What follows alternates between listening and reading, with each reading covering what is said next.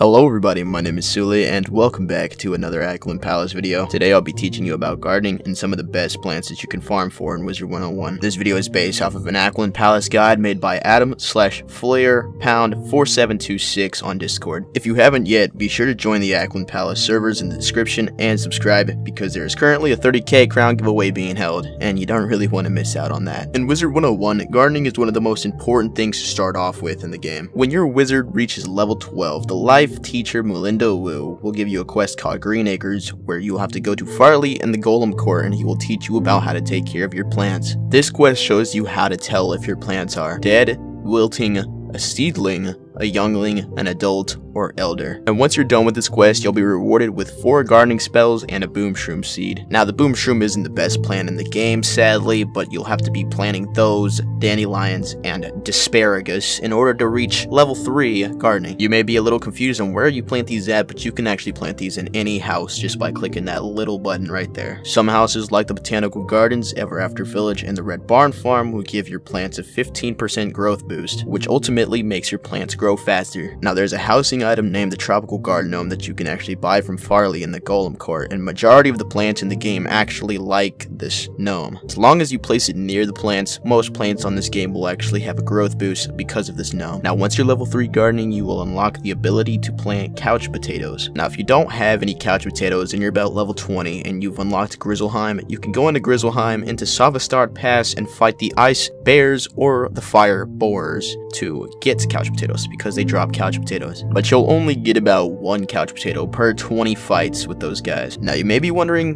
what are couch potatoes? Alright, why do I want this? Couch potatoes are one of the best things in the game to garden because they drop 3 types of mega snacks. Couch potatoes also drop Empower treasure cards, which are very special treasure cards that you should always hold on to. When you feed your pets the mega snacks that you get from plants, your pets will receive a 25 plus or a 50 plus experience bonus from that mega snack. Now if you're a max wizard in the game and you've gone all the way up to Imperia, you can go back to Mirage and fight the Myth Gulchers or the Spider Monkeys in Imperia for King Parsleys and Evil Magma Peas. Evil Magma Peas drop a larger variety of mega snacks than couch potatoes do, and they are smaller so they can fit in a smaller area. King Parsleys do not drop any mega snacks, but they drop extremely good reagents that you will actually need to hold on to for a very long time in the game, like Black Pearls and Amber. Now plants in the game will take quite a long time to mature and get to that elder level unless you give them what they like. Using Google or whatever browser search thing that you use, go ahead and type in Wizard101 and then the plant name that you want to garden. Click on the Wizard101 wiki link and scroll down until it shows you what it likes. Having all the likes for a plant will make them grow in a time between 2 to 3 days, as long as you log on and go to that house that they're in every single day. And something I must tell you, because it is very important, that you don't worry that your plants will die if you stop playing the game for like 3 months. Every time you go into the area that your plants are in your house, they will update. Basically meaning, if you take care of your plants' needs and pests before you leave the area they're in, and you come back about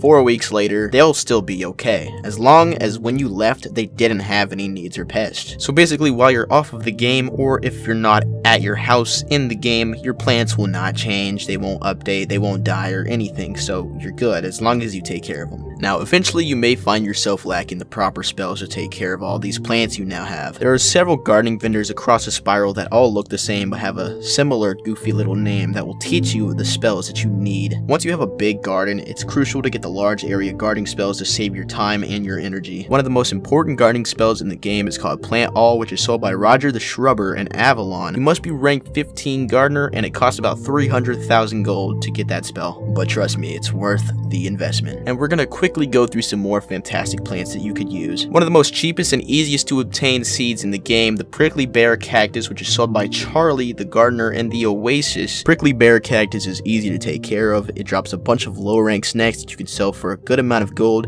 and it drops 2 different types of mega snacks, the crab apples and the sun fruit. There's a high chance that these plants will drop their own seed on harvest, which basically means you can kind of duplicate them in a way, because you'll never run out of them. And they're a good alternative if you don't want to farm for all those better mega snack producing plants. Deadly Elephant Ears is another expensive and tough to get plant, but they drop a large variety of mega snacks, and they drop good reagents such as diamonds and sunstone. Key limes are quite easy to get, but they don't drop any mega snacks. They actually drop a very special reagent called a shocked key, which is used in a lot of recipes in Imperia. They also drop a bunch of low rank snacks that you can sell for quite a bit of gold. Now the Sunyon is a tough to get plant because it's only dropped by bosses in Mirage and worlds above that. The Sunyon only drops one mega snack called the Sunflower Hearts, but it also drops the enchantment treasure cards that are good for damage like Gargantuan and Colossal. It also drops Regenerate and Supernova. These treasure cards are extremely good for low level players that don't have access to these spells yet. Two more plants that drop really good treasure cards would be Deadbeats that are only accessible during Halloween. They drop a really good death treasure card called the Deadly Minotaur, and the Ivy League that drops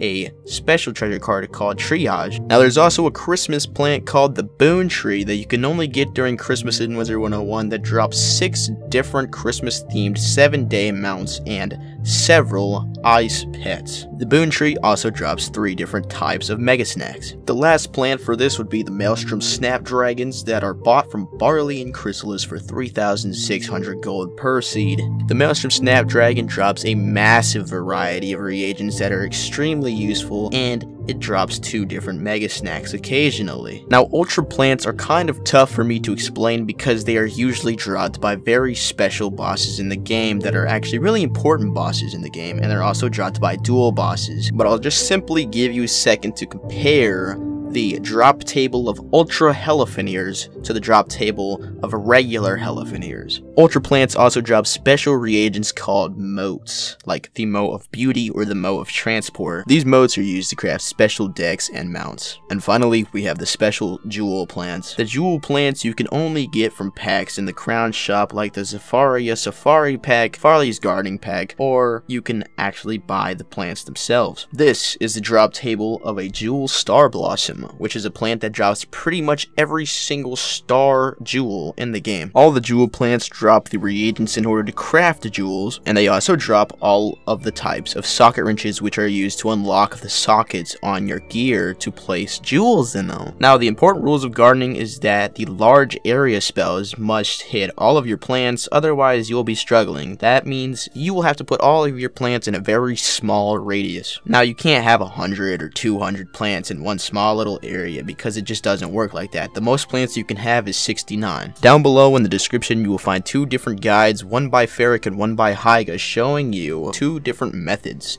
of how you can make a very sufficient garden. Not only does gardening benefit you entirely with the amount of mega snacks and reagents and different tools that it gives you, but you can also use gardening to decorate your house by putting certain plants in certain places. Surround your big Christmas tree with a bunch of little baby moving Christmas trees, and try your absolute best to reach the max rank gardener in the game, a level 20 gardener, which is a verdant gardener. It takes quite a while and I'm pretty sure you're gonna be crying because of it, but once you finally brand that title of a verdant gardener, oh, it just feels so good. I hope you guys enjoyed the video. Make sure to check out the AP Instagram, Twitter, and even join our Reddit and especially our Discord servers. Until next time, Aquilan out.